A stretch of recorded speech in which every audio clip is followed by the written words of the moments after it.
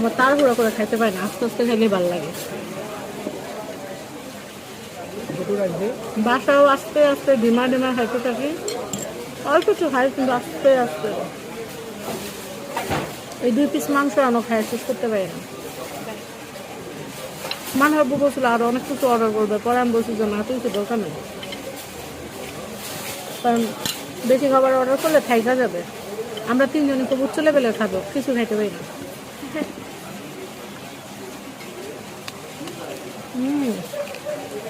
হাড্ডিটা একদম পারফেক্ট নিয়ে হয়েছে, কুকুরে হয়েছে।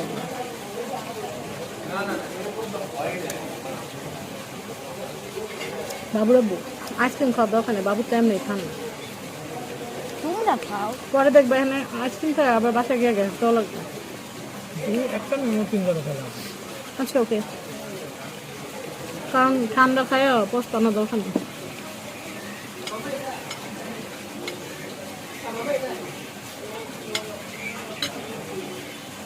পরে খাবো না একটু। পরে খাই।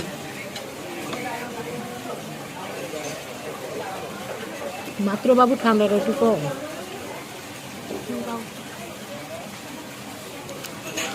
চিকেন পিস না মারামারি করবেন না, দেখি গরম না তো।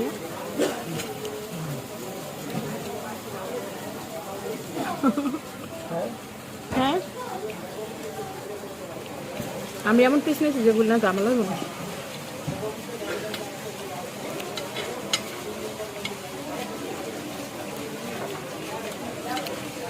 মজা আছে, একদম কুরকুরা চিকেন।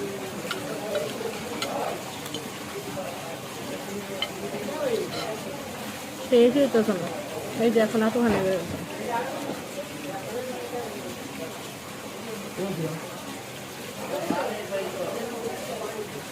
আইসক্রিম খাবেন আপনি?